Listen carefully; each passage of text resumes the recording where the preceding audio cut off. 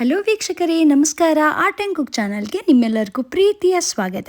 ಇವತ್ತಿನ ವಿಡಿಯೋದಲ್ಲಿ ಮದುವೆ ಸ್ಟೈಲ್ ಅಥವಾ ಫಂಕ್ಷನಲ್ಲಿ ಬೇಕೇ ಬೇಕಾಗಿರುವ ಖಾರ ಬೂಂದಿ ಅಥವಾ ಮಿಕ್ಸ್ಚರ್ ಹೇಗೆ ಮಾಡೋದು ಅಂತ ನೋಡೋಣ ಬನ್ನಿ.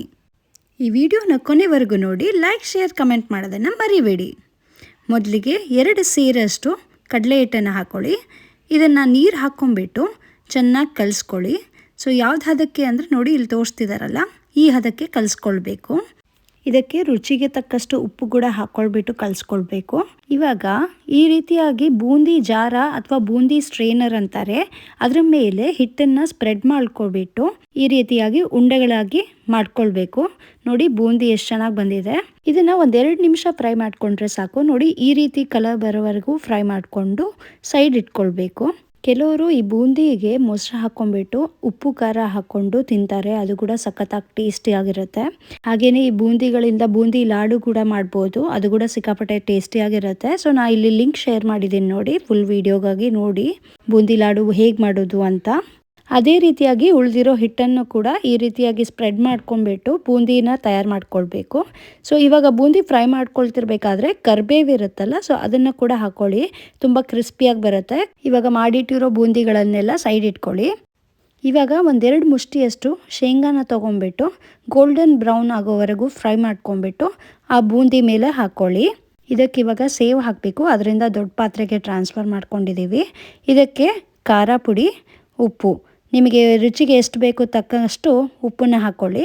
ಒಂದು ಸತ ಚೆನ್ನಾಗಿ ಕಲಿಸ್ಕೊಳ್ಳಿ. ಇನ್ನು ಖಾರ ಬೇಕಿದ್ರೆ ಇನ್ನೊಂದು ಸ್ವಲ್ಪ ಆ್ಯಡ್ ಮಾಡ್ಕೊಳ್ಬೋದು. ಇದನ್ನು ಚೆನ್ನಾಗಿ ಕಲಿಸ್ಕೊಂಡ್ಬಿಟ್ಟು ಇವಾಗ ಸೇವ್ ಹೇಗೆ ಮಾಡೋದು ಅಂತ ನೋಡೋಣಂತೆ.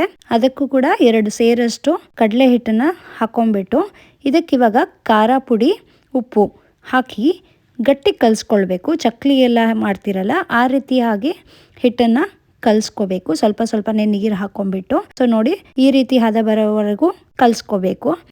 ಇವಾಗ ಚಕ್ಲಿ ಅಚ್ಚನ್ನು ತೊಗೊಂಡ್ಬಿಟ್ಟು ಈ ರೀತಿಯಾಗಿ ಹಿಟ್ಟು ತುಂಬಿಸ್ಕೊಳ್ಳಿ. ಸೊ ಆದಮೇಲೆ ಈ ರೀತಿಯಾಗಿ ಒತ್ಕೊಳ್ಳಿ. ಇದು ಸೇವ್ ಮಾಡೋ ಬಿಲ್ಲೆನೇ ಸಿಗುತ್ತಲ್ಲ, ಸೊ ಅದನ್ನು ಹಾಕ್ಕೊಂಡ್ಬಿಟ್ಟು ಈ ರೀತಿಯಾಗಿ ಒತ್ಕೊಳ್ಬೇಕು. ಸೊ ಇಲ್ಲಿ 2 ಟ್ರಿಪ್ ಹಾಕ್ಕೊಳ್ತಾ ಇದ್ದಾರೆ. ನೋಡಿ ಎಷ್ಟು ದೊಡ್ಡದಾಗಿ ಬರುತ್ತೆ ಸೇವು. ನೋಡಿ ಎಷ್ಟು ಸಖತ್ತಾಗಿದೆ ಅಲ್ವಾ. ಇದು ಕೂಡ ಅಷ್ಟೇ, ಗೋಲ್ಡನ್ ಬ್ರೌನ್ ಆಗೋವರೆಗೂ ಫ್ರೈ ಮಾಡಿಕೊಂಡು ಸೈಡ್ ಇಟ್ಕೊಳ್ಬೇಕು. ಈ ರೀತಿಯಾಗಿ ಮಾಡಿಟ್ಕೊಂಡ್ಬಿಟ್ರೆ ನಮಗೆ ತಿಂಗ್ಳುಗಟ್ಟಲೆ ಸಂಜೆ ಟೈಮಲ್ಲಿ ಸ್ನ್ಯಾಕ್ಸ್ ಸಖತ್ತಾಗಿರುತ್ತೆ. ಇವಾಗ ಇದಕ್ಕೆ ಸ್ವಲ್ಪ ಟೇಸ್ಟ್ ಬರಲಿ ಅಂತ ನಾವು ಕಾರ್ನ್ ಫ್ಲೇಕ್ಸ್ ಸಿಗುತ್ತಲ್ವ, ಅದನ್ನು ಕೂಡ ಫ್ರೈ ಮಾಡಿಕೊಂಡು ಹಾಕ್ಕೊಳ್ತಾ ಇದ್ದೀವಿ. ಕೆಲವರು ಇದಕ್ಕೆ ಗಟ್ಟಿ ಅವಲಕ್ಕಿ ಕೂಡ ಫ್ರೈ ಮಾಡಿಕೊಂಡು ಹಾಕ್ಕೊಳ್ತಾರೆ, ಅದು ಕೂಡ ಸಿಕ್ಕಾಪಟ್ಟೆ ಟೇಸ್ಟಿಯಾಗಿರುತ್ತೆ. ಸೊ ಈ ರೀತಿಯಾಗಿ ಕಾರ್ನ್ ಫ್ರೈ ಮಾಡ್ಕೊಂಡಿದ್ದನ್ನು ಕೂಡ ನಾವು ಎಲ್ಲ ಮಿಕ್ಸ್ಚರ್ ಮೇಲೆ ಹಾಕ್ಕೊಳ್ತಾ ಇದ್ದೀವಿ. ಇದು ಕಾರ್ನ್ ಫ್ಲೇಕ್ಸು ಜಾಸ್ತಿ ಫ್ರೈ ಮಾಡೋದೇನು ಬೇಡ ನೋಡಿ. ಸೊ ಹಾಕಿದ ತಕ್ಷಣ 1-2 ನಿಮಿಷಕ್ಕೆ ತೆಗೆದ್ಬಿಟ್ರೆ ಆಯಿತು. ನೋಡಿ ಎಷ್ಟು ಚೆನ್ನಾಗಿ ಕಲರ್ಫುಲ್ಲಾಗಿ ಕಾಣಿಸ್ತಿದೆ ಅಲ್ವಾ, ನನಗಂತೂ ಬಾಯಲ್ಲಿ ನೀರೇ ಬರ್ತಾ ಇದೆ. ಇವಾಗ ಇನ್ನೊಂದು ಸ್ವಲ್ಪ ಕಾರ್ನ್ನ ಹಾಕ್ಕೊಂಬಿಟ್ಟು ನಾವು ಇದಕ್ಕೆ ಸ್ವಲ್ಪ ರುಚಿಗೆ ತಕ್ಕಷ್ಟು ಉಪ್ಪು ಹಾಗೆಯೇ ಖಾರದ ಪುಡಿ ಹಾಕ್ಕೊಳ್ತಾ ಇದ್ದೀವಿ. ಇದಕ್ಕೆ ಇವಾಗ ನಾವು ಮಾಡಿಟ್ಕೊಂಡಿರೋ ಸೇವನ್ನು ಹಾಕ್ಕೊಂಬಿಟ್ಟು ಮಿಕ್ಸ್ ಮಾಡ್ಕೊಳ್ಬೇಕು. ನೋಡಿದ್ರಲ್ಲ ವೀಕ್ಷಕರೇ, ಎಷ್ಟು ಸುಲಭವಾಗಿ ಖಾರ ಬೂಂದಿ ಅಥವಾ ಮಿಕ್ಸ್ಚರ್ ಮಾಡೋದು ಹೇಗೆ ಅಂತ ಈ ವಿಡಿಯೋದಲ್ಲಿ ನಾವು ತೋರಿಸ್ಕೊಟ್ಟಿದ್ದೀವಿ.